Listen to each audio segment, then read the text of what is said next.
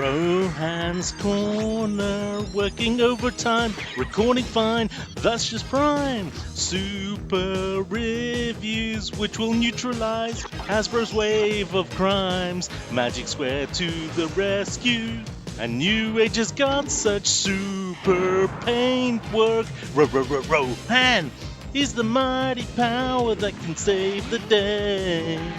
Rohan, no one knows what lies behind his wall of fame. Rohan, always riding hard on Hasbro's trail. Come see the memes he plays every Friday. Thank you, gentlemen. Hello, everyone, and welcome back to Slumberbee's Corner. And this week, we have once again another overwhelmingly good Through the Generations review. Well, no, actually, it's not going to be a Through the Generations review. That's because this character we did quite recently, so it makes no sense to do it through the generations again. Instead, let's do a de facto comparison between those two figures, the one that we did recently and the one that we're about to do today, which is none other than Magic Square's Jetfire, or Meteorite. So let's get into it. Kicking off as ever with the packaging, and we have this rather lush Generation 1 reissue style box from Magic Square. Let's look at it compared to, you'd be forgiven for thinking, hang on a minute, that's a G1 reissue Jetfire in there. Obviously, size-wise, it probably wouldn't fit, but the design aesthetics are exactly the same, as you can see. Obviously, it does not have the lovely opening capability to see the figure inside. I just picked up Red Alert because he was the only box I could get hold of without going in the loft. Anywho, the image on the front is lovely artistry, a warning message there. On the top we have Magic Square done in the G1 style. On the side we have more homage to G1 with a little outprint there. On the bottom are all the lovely warnings if you wish to read these. And on the back we have Magic Square Meteorite, the extraterrestrial mechanical life form, changes from spacecraft to robot and back, with some lovely tech specs there, which you can pause the video and divulge in your own time. Opening up the packaging, and for some reason, I don't know why, Meteorite came upside down for me. We can see him in his packaging there, his weapon accessory, only one accessory with this guy, which is his gun. And we also get his instruction manual and tech spec card. And while there aren't any additional accessories with this guy necessarily, you do get this additional white plate to go on his chest if you wish to change the Autobot Decepticon symbol on him. Unlike New Age's, which flips around, you have an additional plate which you can put the extra symbol on and then change it over quite easily. The instructions are on some rather glossy, lush paper and are actually coloured so you can see which bits you're supposed to be manipulating as you do them. All done within 35 steps. And then some Chinese at the end there. Exclamation mark!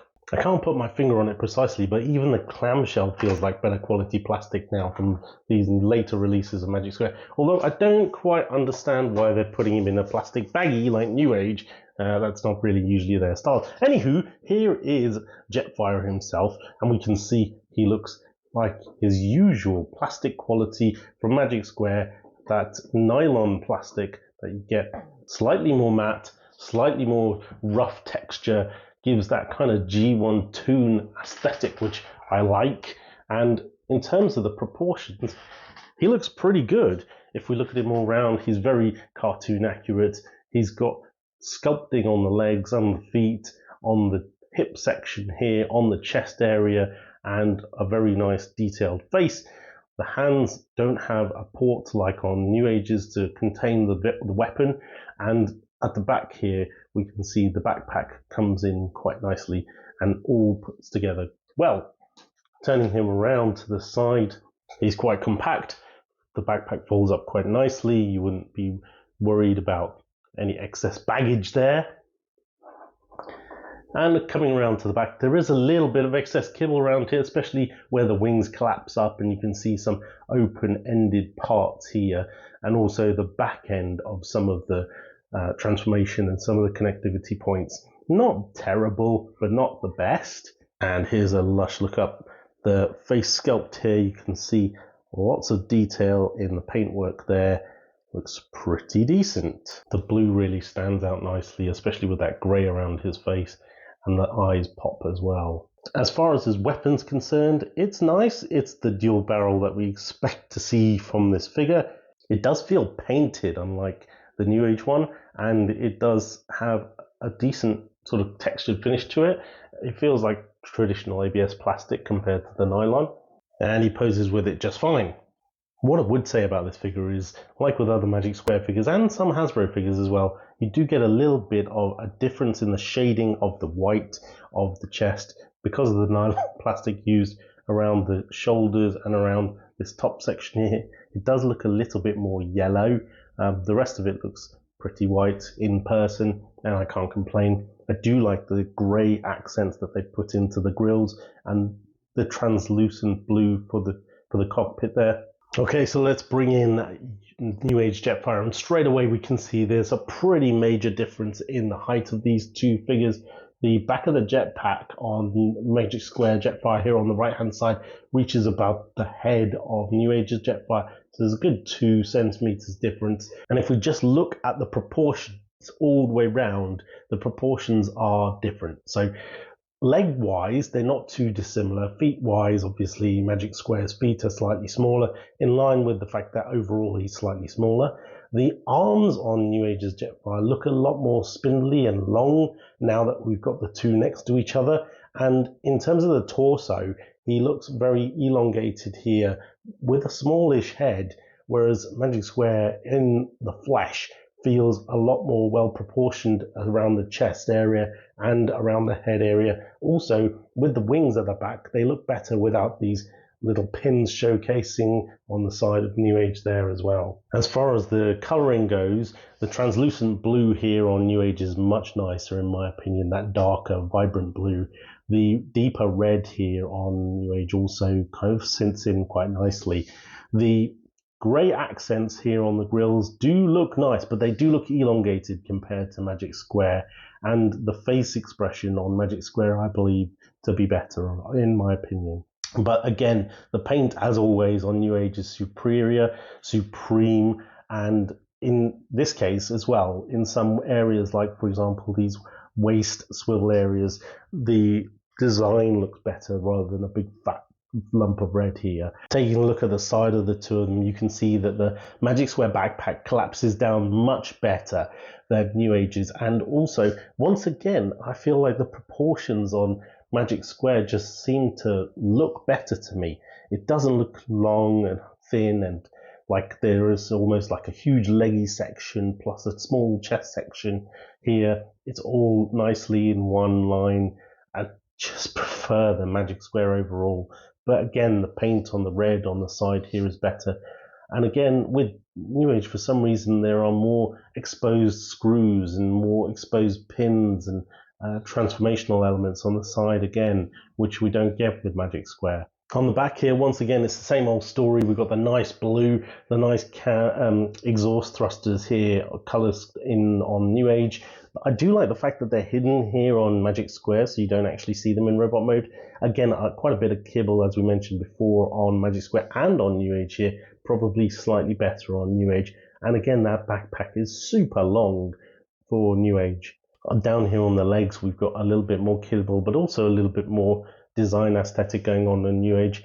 And on Magic Square, as always, the panels seem to line up quite nicely. You don't have these protruding heel spurs, although it is nice that they are die cast.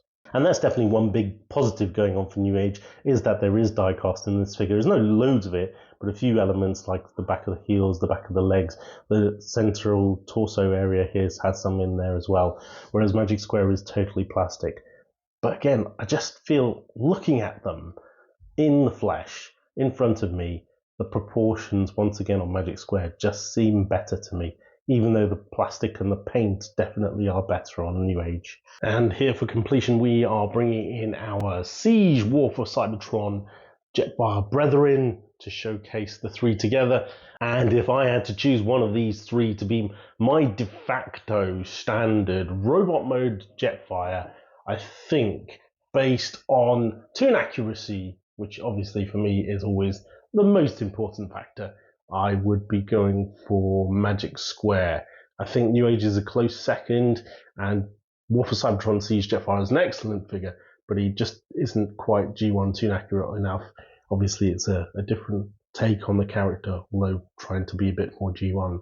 And I haven't brought out the G1 character because it just doesn't look anything like G1. So, okay, quick scale comparison. We have in the shot Magic Square's Devastator and Trailbreaker, and we can see that Trailbreaker kind of comes up to about half the height of Magic Square Jetfire, slightly less on Newage, which kind of works quite well for Magic Square. It also works quite well between Magic Square's Jetfire and Devastator. Newage being that tiny bit taller does work with Devastator, but not as well with Trailbreaker in my opinion.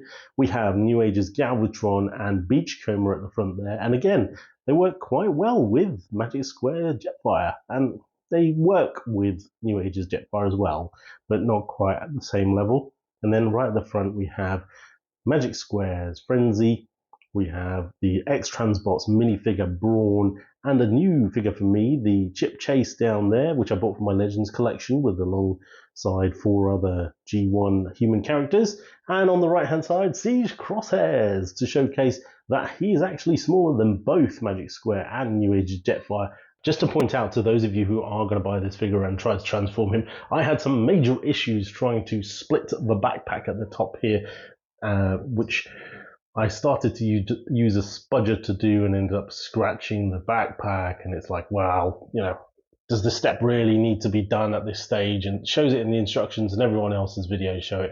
But basically, if you are struggling like me because it is really tight, then the thing to do is disconnect the backpack from the back of him. As you can see I've done here, you disconnect it there, pull it up, and then push this central piece down, which is actually up at the time, push it down, and then it gives you the clearance to be able to pull these bits out. And I think after you've done it once or twice, it will become easier to do so.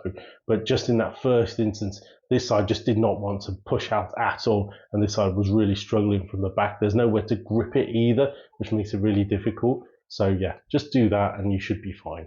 Alright, and there we have Magic Square Jetfire transformed into his UFO space shuttle mode. And we can see it cleans up quite nicely, especially here on the top. We've got a nice 2 different colors of translucent blue for some reason. I'm not entirely sure why. We also have the deep red, works out quite well. And it's quite reminiscent of Siege Jetfire, if I'm honest. It does have that look. The nose cone is quite chunky. You do have working landing gear on this version, unlike on Newage's, which is just fixed plastic. There are actually rolling wheels, so you can roll him along if you wish to do so, although I don't know why you would.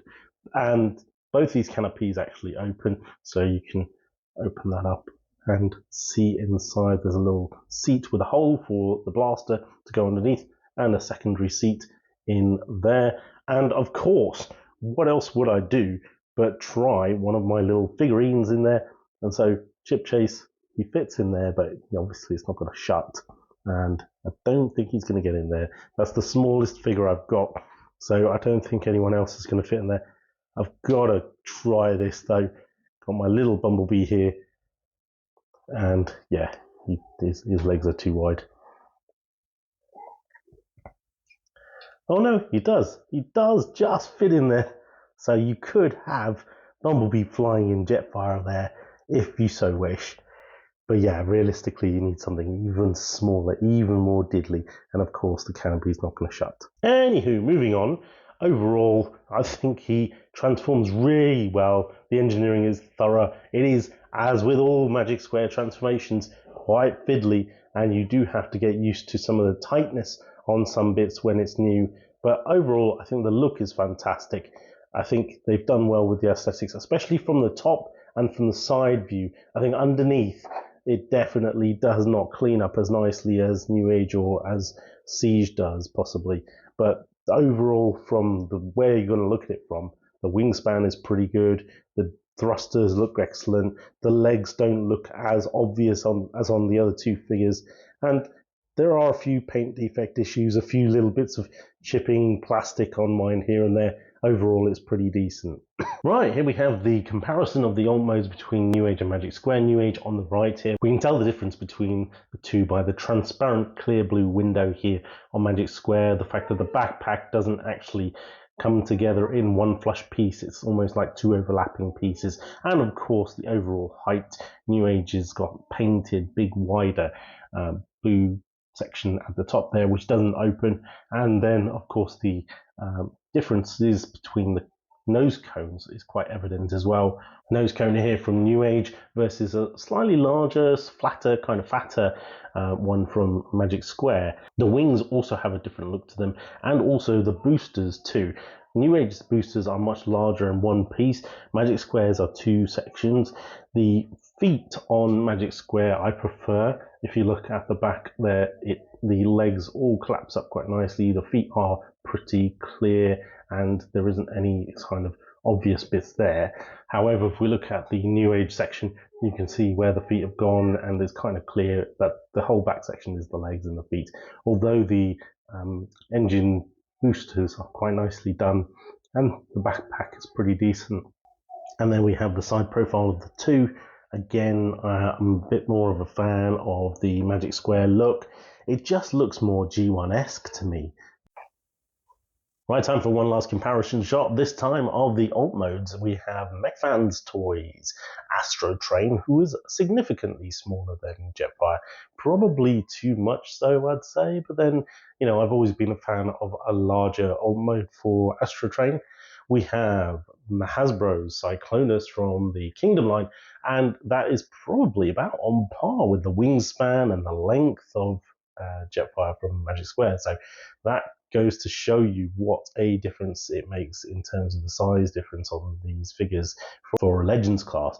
At the front we have Magic Square's Bumblebee, Magic Square's Huffer, Magic Square's Hound, and Newage's Outback. And I think the relative scale of Jetfire is probably appropriate against all of those vehicles. So overall, he scales pretty well in my opinion. Right, so time for final thoughts on this Magic Square Meteorite toy. I am a huge fan of the packaging. I think it's absolutely delicious. At the same time, in terms of the figure, is it significantly better than Newage that you have to go out and buy it? No, it's not. If you don't have Newage, if you're a Magic Square fan, then absolutely go and buy it. If you're just getting into Legends and you're trying to choose which one to go for, it really depends on what the other bots are in your collection. Can you have them both? Yes, you can. Will I keep them both? I don't know. Possibly. I'm going to probably display Newage's Jetfire in Jet mode for the moment and Magic Square in Robot mode. From a price point perspective, if we look at Show Z right now, the standard version of Newage, which I have, is about $90, and the standard version of Magic Squares, which I have, is about $80. So it's only about $10, about 8-9 quid, maybe 10 quid in it between the two. So price-wise, it's not a huge difference. I do think that both of them are slightly overpriced. I paid $65 for Newage's Jetfire, and I paid slightly less than $80 for Magic Square, thanks to loyalty points and whatnot through Show Z. And so I think about £65, £70 maximum is where you want to be for a Jetfire in your Legends type collection. The engineering is brilliant on both of them. The finish is brilliant on both of them. They're both good bots. And see how I go. Probably I'll end up selling one of them because I like to have a de facto bot. And if I were to give my final verdict as to which would be my de facto bot, it's obviously subjective to my collection. I would pick Magic Square. There's not a lot in it, probably 5% for me. But if we look at the proportions and we look at the styling and we look at the G1 aesthetic overall, I think it just seems to sit better with me. If you look at them individually, I think Newage looks fantastic on its own, but if you compare the two together, for me, Magic Square wins. Anywho, that's my verdict. I hope you've all enjoyed this week's show, and I hope to see you again next time. Back to the studio. Transformers, Rohans in disguise.